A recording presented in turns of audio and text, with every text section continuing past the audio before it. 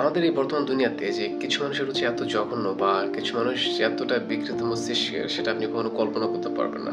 আপনি যদি হচ্ছে যে অ্যাবসেন্ট ফাইল নিয়ে একটা স্টাডি করে থাকেন বা ঘাটাঘাটি করে থাকেন তাহলে আপনি এই বিষয়গুলো জানার কথা। আমি একদম সহজ এক্সাম্পল দিই। আমি যেহেতু মোটামুটি স্টাডি করছি এই বিষয়গুলো নিয়ে, আমি সহজ করে বলি। একদম শর্টে বলবো। তো আমরা যেমন হচ্ছে যে একটা সামান্য মেয়ের হাত ধরতে পারলে হচ্ছে খুব খুশি হয়ে যাই, লাফালাফি করি বা একটু মেয়েদের কথা শুনতে পেলে আমরা খুব খুশি হই। বাট বাইরের দেশে হিসাবটা আলাদা। তারা হচ্ছে সবসময় মেয়েদের সংস্পর্শে থাকে। সংস্পর্শে থাকার ফলে হচ্ছে তাদের এগুলা ভালো লাগে না। তাদের আরো এক্সট্রিম লেভেলে কিছু প্রয়োজন। একদম কি বলবো একদম রাফ লেভেলের যে লাইক আপনি যদি এক্সট্রা কারিকুলার নিউজ পড়ে থাকেন তাহলে দেখতে পাবেন যে ওইখানে একটা মানুষ আরেকটা মানুষকে খেয়ে ফেলতেছে। অর্থাৎ তাদের হচ্ছে যে সাধারণ জিনিসে মজা আসতেছে না। তাদের আরো এক্সট্রিম লেভেলের জিনিস প্রয়োজন। আবার আর কিছু যদি বিষয় বলি আপনাদেরকে যে ড্রাইভ ওয়েবের ওখানে কি করে মানুষ হচ্ছে আরেকটা মানুষকে মেরে ফেলার জন্য টাকা দেয়। তুমি ওকে পেইন দাও, ওকে শাস্তি দাও, ওকে মেরে ফেলো, আমি দেখবো এটা।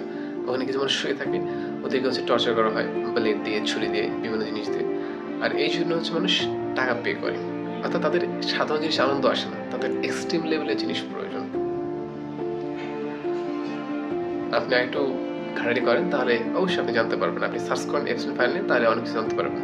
এখন আমি অনেকগুলো বিষয় আছে সেগুলো চাইলে বলতে পারবো না, কারণ আমি এগুলো বললে আমার ভিডিও একদম উড়ে যাবে, একদম ডিলিট হয়ে যাবে ইউটিউব থেকে বা ফেসবুক থেকে।